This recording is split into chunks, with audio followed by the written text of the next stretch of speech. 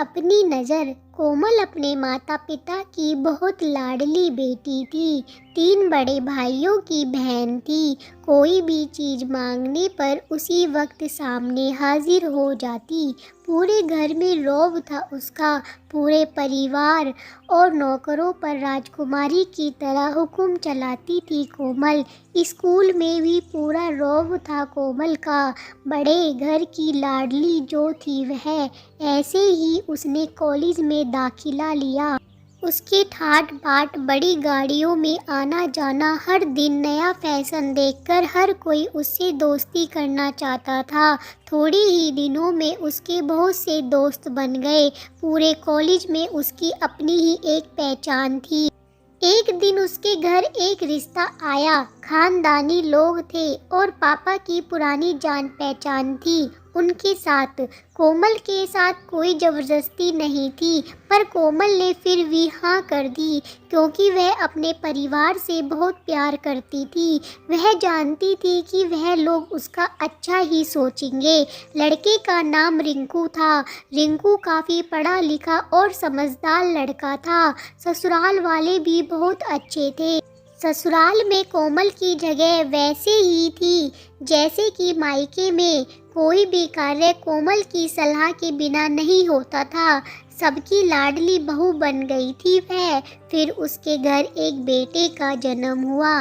रिंकू और कोमल दोनों ने मिलकर अपने लड़के का नाम राहुल रखा।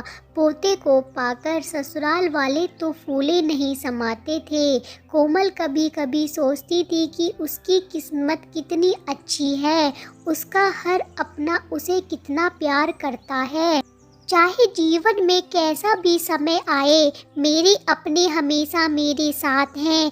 मैं कभी अकेले नहीं हो सकती। कितनी खुशकिस्मत हूँ मैं। पर शायद कोमल की खुशियों को उसकी अपनी ही नज़र लग गई थी। एक दिन वह मायके जाने की जिद कर बैठी।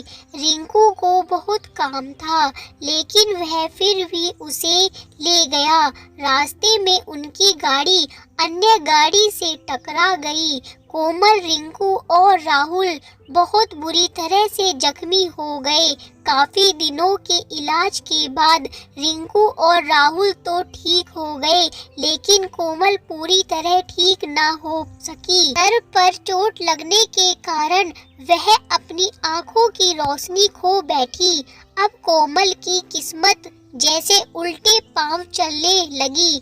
मायके वाले कुछ दिनों तक उसे मिलने आते रहे, फिर कभी कभार फोन ही करके पूछ लेते कि अब कैसी हो। धीरे धीरे ये सिलसिला भी कम हो गया। ससुराल वालों की सहानुभूति भी कम होने लगी। घर में किसी को पास बैठने के लिए कहती तो जवाब मिलता बहुत काम है, अब तुम भी हाथ नहीं बटा सकती। रिंकू भी चिड़चिड़ा हो गया था। बस राहुल ही था उसके साथ, जिसके साथ हंसते खेलते उसका वक्त गुजरता। एक दिन कोमल के हाथ से कुछ सामान गिर गया, जिसकी वजह से राहुल को हल्की सी चोट लग गई। कोमल के सास ससुर ने राहुल को उससे अलग कर दिया कि कहीं उसके ना देखने की वजह से बच्चे को कोई नुकसान ना हो जाए। कोमल अंदर से टूट चुकी थी।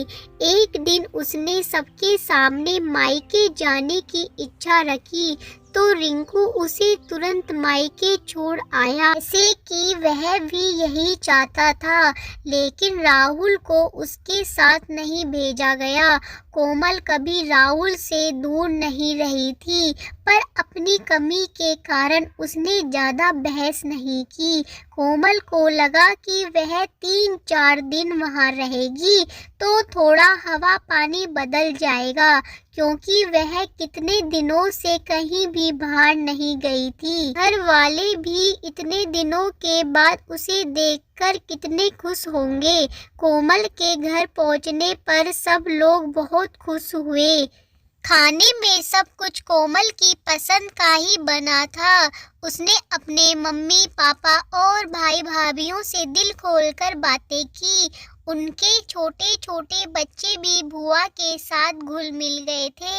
रात को सोने के वक्त जब वह कपड़े बदलने लगी तो उसे पता चला कि उसका बैग तो बहुत भरा हुआ था।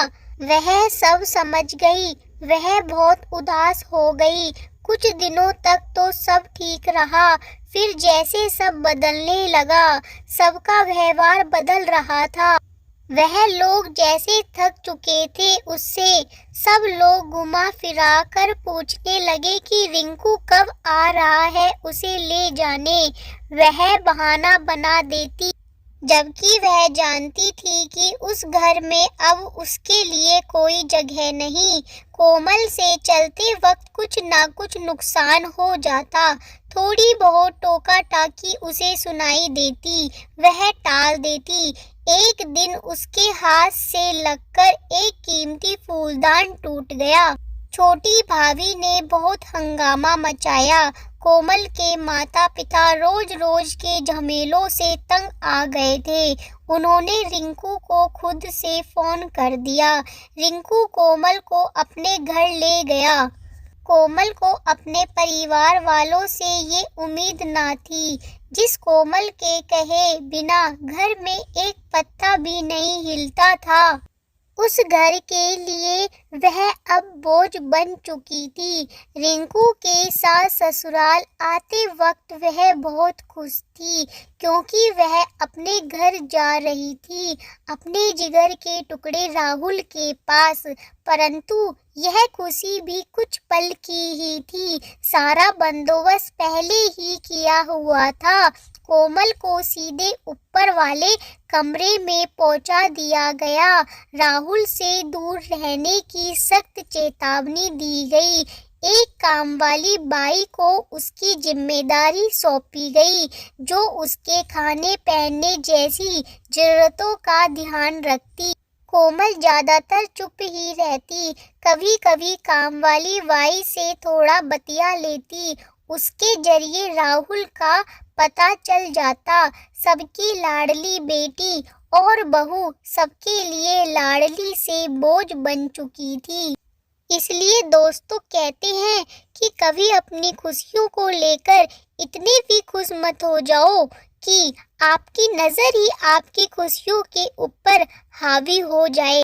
फ्रेंड्स, अगर वीडियो अच्छी लगी हो तो प्लीज़ चैनल को सब्सक्राइब करना ना भूलें। Bye bye.